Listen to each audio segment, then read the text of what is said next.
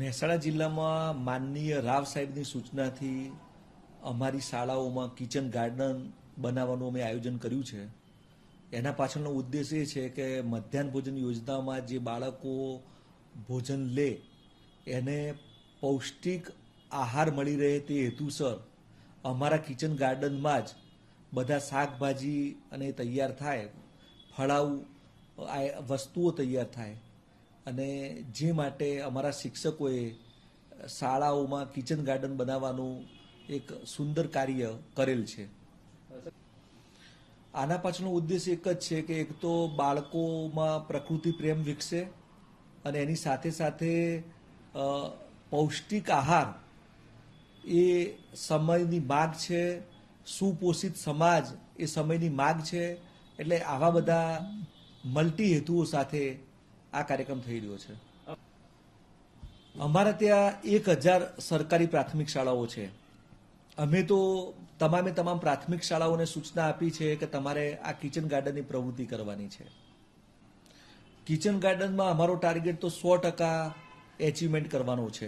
એક સરસ મજાનું કિચન ગાર્ડનનું નિર્માણ અમારા આચાર્યશ્રી અને સ્ટાફ પરિવાર તથા ગામના લોકોના સહયોગની મદદથી એક સરસ મજાનું નિર્માણ કિચન ગાર્ડનનું અમારી શાળાના પાછળ મધ્યાહન ભોજનની પાછળના ભાગમાં કરવામાં આવેલ છે, જેની અંદર ઓર્ગેનિક રીતે તૈયાર થતા આપણા શાકભાજી કે જેથી બાળકોની અંદર જે બહારથી શાકભાજી લાવવું પડે અને કેમિકલયુક્ત શાકભાજી હોય એના સ્થાને અમે અહીંયા શાળામાં એ શાકભાજી ઉગાડી અને બાળકોને મધ્યાહન ભોજનની અંદર એ પીરસવાનો પ્રયત્ન કરી રહ્યા છીએ.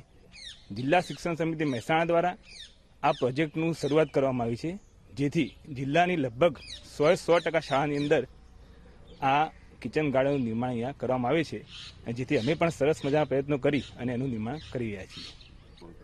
અહીંના બાળકો અને યુવાઓ દ્વારા પણ શાળાની બહારની ભાગમાં એક સરસ મજાનું મારુતિ વનનું નિર્માણ કરવામાં આવેલ છે, જેની અંદર 3500 જેટલા વૃક્ષો અને સમગ્ર ગામની અંદર 7000 જેટલા વૃક્ષોનો ઉછેર કરી અને શાળાને ગામને તથા શાળાને હરિયાળું બનાવવા માટેના પ્રયત્નો કરેલ છે, જે ખરેખર ખૂબ જ સરાહનીય કામગીરી છે.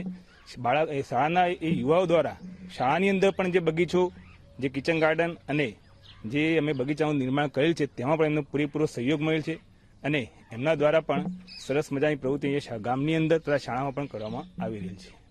આ ગામની અંદર જે યુવા વર્ગ છે એ લોકોએ છેલ્લે એક વર્ષથી સતત મહેનત કરી અને સરસ મજાનું કિચન ગાર્ડન બનાવેલ છે અને બાળકોને આ ઉપરથી બાળકોને પ્રેરણા મળે કે વૃક્ષોનું જતન કરતા શીખે અને એનામાં સારા સંસ્કારો આવે એ માટે આ લોકોએ અથક મહેનત કરી છે. આ ગામમાં અમે સાથ અને સહકારથી આ ગામની શોભા અમે વધારવા માંગીએ છીએ. લગભગ અત્યારે આ 2020ની સાલ સુધી અમે 7000 વૃક્ષો વાવી ચૂક્યા છીએ અને પુલકિતભાઈ જોશી સાહેબ જેવા બાહોશ અધિકારીઓનું અમને માર્ગદર્શન મળ્યું, અમારા ગામની પ્રાથમિક શાળાના આચાર્યનું માર્ગદર્શન મળ્યું. તે બદલ અમે કિચન ગાર્ડન તથા લગભગ 85% ઔષધિ વનસ્પતિઓનું ગાર્ડન બનાવી અને મારુતિ વનનું નિર્માણ કર્યું, જેમાં ગામના બધા જ યુવાનોએ સાથ સહકાર આપ્યો અને હવે અમારું ટાર્ગેટ લગભગ 10,000 વૃક્ષો વાવવાનું છે. અમે ગામની અંદર લગભગ 5 સ્પોટમાં વૃક્ષો વાવેલા છે. એની અંદર જુદા જુદી જાતના વૃક્ષો અને ખાસ કરીને મારો વિષય વનસ્પતિ શાસ્ત્ર હોવાથી વધારે પડતું વૃક્ષોનું જતન કઈ રીતે કરવું, તેની કાળજી કઈ રીતે રાખવી એ બદલ પણ અમે